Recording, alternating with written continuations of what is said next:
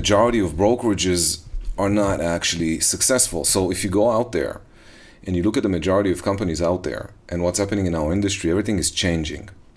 So today I want to talk to you about a couple of different things. So we're all aware, or at least I hope we are, of the endless offers real estate agents receive these days. We're talking about 100% commission split, leads, training, coaching, magic. Brokers offer love, residual bonuses, vacations, all-inclusive heaven being offered every single day to our agents. And other brokers are going after agents trying to recruit them daily. Every single day, your agents are getting emails from other brokerages trying to recruit them. If you think that your agents will never leave your company, you need to keep listening. As a broker owner's coach, I come across a lot of broker owners who believe their agents are loyal right before they lose their top producers to another company. And then a disastrous following, obviously. Something bad happens. When you lose your top producers in your office, everyone else follows. I know a broker.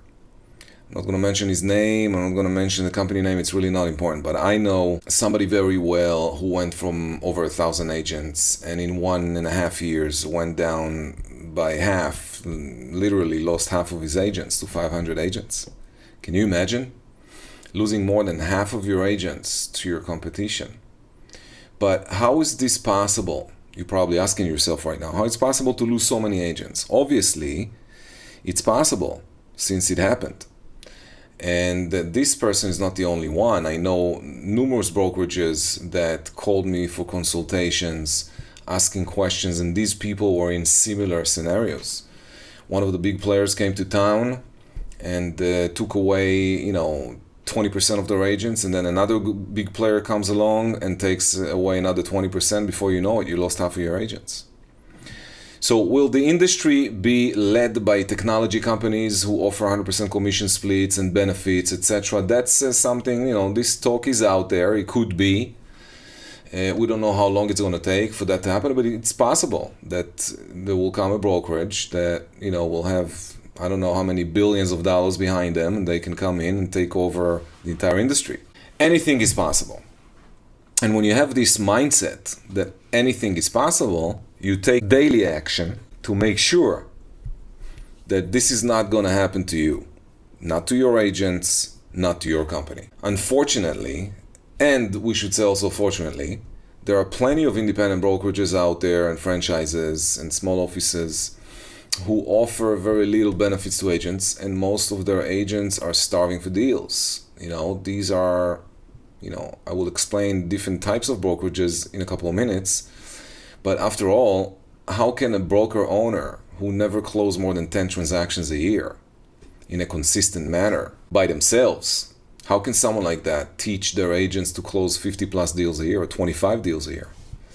So here are some challenges, mostly ego related, and why a brokerage is losing many of their agents.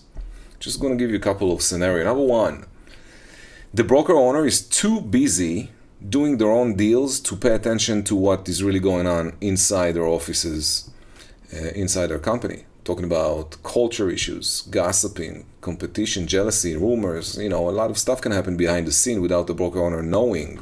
So that's one issue. Number two is the broker owner is assuming that agents will tell him or her when they're looking, to make a move. In reality, most agents don't tell their broker until after the fact. And they don't communicate with their agents enough. A lot of brokers don't have any communications with agents for sometimes months and sometimes years. I know a guy that we recruited to one of the brokerages who came on board saying that he didn't hear back from his broker for more than 2 years. Like literally didn't hear anything from the broker. I'm sure there's not too many brokers out there that do that, but some do, I guess. Number three is the broker owner assuming that they offer the best deal. And there's nothing better out there.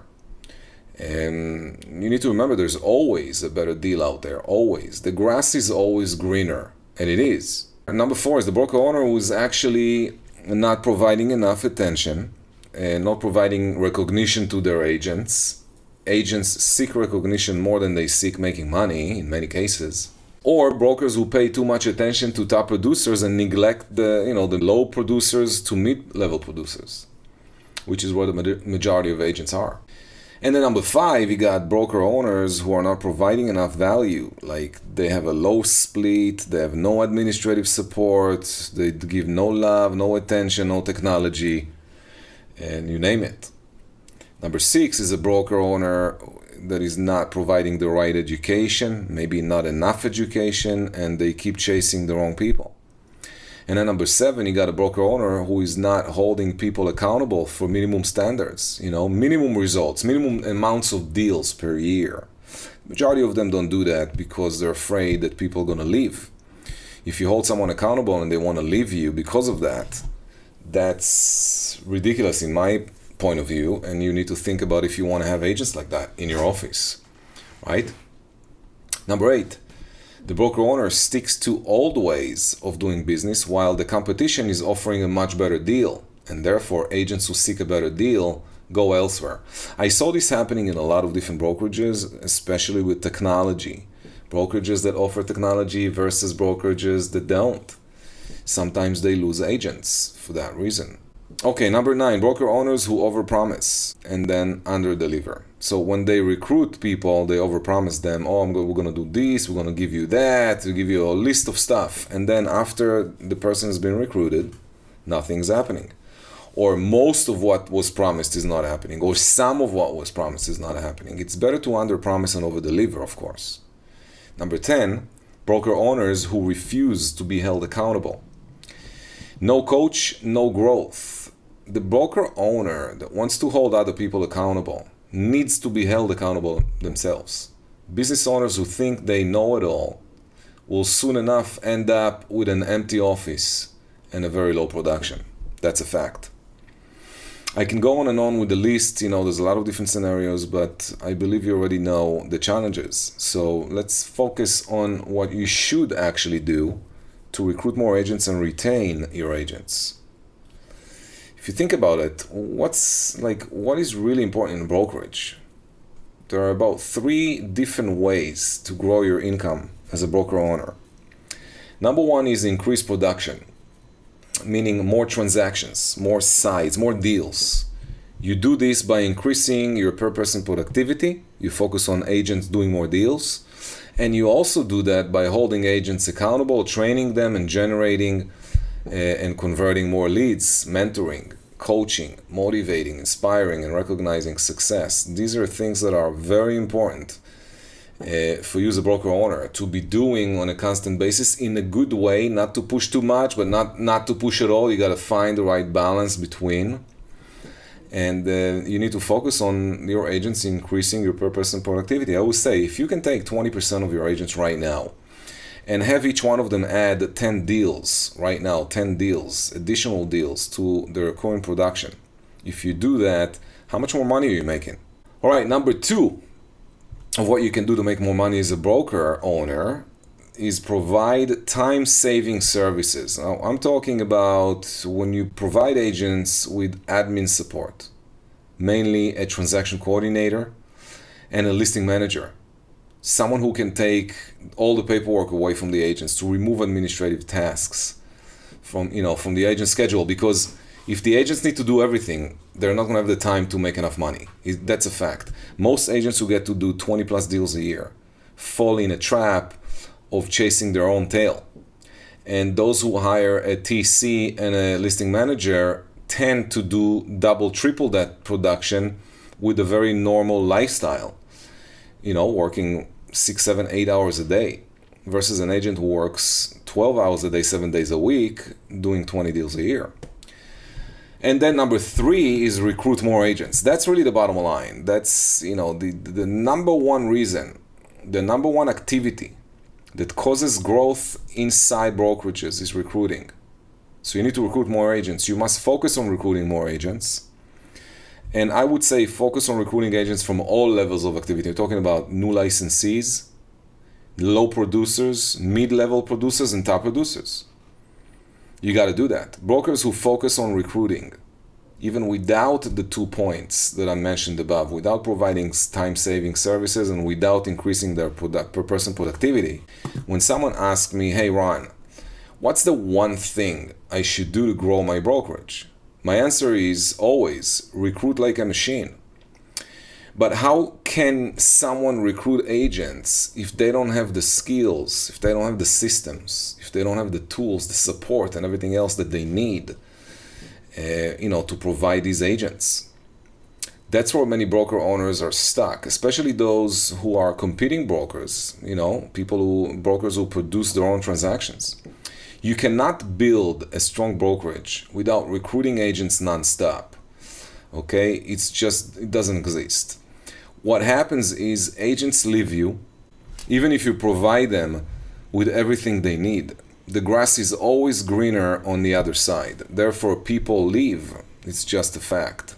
So if you don't provide incentives for other people to recruit, like residual bonuses or whatnot, and you're the only person recruiting, you're doomed.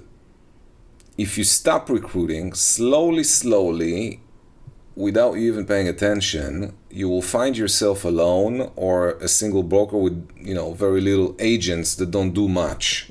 If you seek to be successful and more importantly profitable, if you want to be profitable, if you want your brokerage to be successful, meaning you're making money, there are some types of brokerages who tend to fail in the long run, and you might want to avoid these scenarios. I'm going to mention a few. Number one is a non-producing agent, a low producer who decides to go and get their broker's license and open their own shop. They want to say to themselves and to other people, I own a brokerage. They're interested in keeping 100% commissions and maybe hire a few friends to work with some of the leads. Maybe if they get leads, they can give them some leads, and it's like a mediocre level of a brokerage. In my opinion, it's better to choose a brokerage to work with who offers you 100% commission split and other perks. You should be, proud of being productive and profitable, not proud of owning a brokerage, which is all around your ego. Owning a brokerage doesn't mean anything unless you're making money and you're being successful. Number two is a team leader. Someone has a team and does a lot of transactions and is big enough or pissed off enough about paying bills to their broker, they can, end up opening their own brokerage. And these kind of broker owners tend to do a lot of transactions, but they don't have enough time to recruit, let alone train their agents, coach, mentor, providing administrative support, supervising them, and all the rest of the stuff that needs to take place. These kind of owners, top producers who have teams and open their own brokerage, sometimes find themselves in a pickle. It's better to actually own a team under a brokerage that provides you tools, systems, admin support, instead of creating, a brokerage that does that, which takes you away from being productive. I saw many top producers who opened their own brokerage dropped 80% of production. And then on the other side, they didn't pick it up. So they ended up closing and then going back to a brokerage, rebuilding a team that should have been a team from the first place instead of opening up a brokerage. I saw many of them bring in a partner to take care of the stuff that needs to be done, stuff they cannot do. But partnerships are very challenging by themselves, There's very few partnerships that I know of that succeeded long term. And I've encountered more partnerships fail than succeed. It's better to find a brokerage you're comfortable with, pay some fees, split a cap, and then focus on production and continue to produce. That would be my suggestion to someone who is a top producer thinking about opening their own brokerage. That is a dumb decision. Number three is a broker owner who wishes to help other people, teach, coach, mentor. Someone who has passion to help other people instead of doing their own deals. These devoted brokers sometimes fail because they don't recruit enough people, and that's mainly because they have no recruiting skills, okay? And they spend too much time on training, coaching, and babysitting their own agents. By the way, this type of broker should join maybe with number two, which is the team concept that I just mentioned, if the team leader who does a lot of deals can hook up and partner with someone like this, that can be successful. And that's what I would recommend, someone like that to joint venture with someone else who's a top producer, and they can open up a successful brokerage. That would be my suggestion. Number 4, an independent broker who buys a franchise thinking it will actually remove all their challenges. And unfortunately, many of these brokers end up with more bills, more financial responsibilities and obligations that actually choke them up. And too much stress is not very helpful for most people. A franchise cannot resolve your number one challenge, which is recruiting. But a franchise can provide some solutions for your agents, and you might be able to use some of that for recruiting. But don't think that if you open a franchise, you buy into a franchise, the franchise name, the brand is going to recruit agents for you. That's not going to happen. And other franchises or the same franchise offices are also having challenges with recruiting agents. Recruiting is a challenge for everybody all across the board. Those who are successful with it and those who are not. It's a challenge because that's the heart of this business. Another type of brokerage is 100% commission split brokerage who provide very little to the agents. Like they do 100% commission split somewhere in the basement or in the clouds, and there's really no physical office and there's really no support, and they do some training online, some of them, but there's some that I know don't really give anything to the agents other than 100% commission split. These brokers must keep their overhead very low, otherwise obviously they're not going to make it. So if they give 100% commission split, normally they'll have some fees. If it's a monthly fee or there's maybe a cap that agents need to meet, and these normally they run between, say, $3,000 a year to $10,000 a year. And although these brokerages can potentially, and we need to use the word potentially, end up with a large number of agents, very few actually succeed with very little money left for the owner. Remember, listen, someone else can come along and give these agents 100% commission split for $1,000 a year, and then you're charging 3 times more. So going with that concept, you need to be very careful how you do it, what it is that you provide, and it's a little bit more complicated than it sounds, okay? Bottom line. And they have a very small margin of profit. So these companies are not going to make you a lot of money unless you become really, really big. If you wish to become successful as a broker owner, you must focus on the number one cause for success, which is recruiting. And you must do it nonstop. There's got to be some business plan for you to do that. Now, you don't have to do 50 contacts per day, and you don't have to talk to 50 different agents every day. We're not talking about that. There are ways to recruit agents, and there are ways to repel agents. If you're going to be just banging the phone, you're probably going to push people away instead of pulling them towards you. Many broker owners who try to recruit by overpromising and under-delivering will shortly phase out. Recruiting is really a long-term game, and therefore you must follow a long-term plan.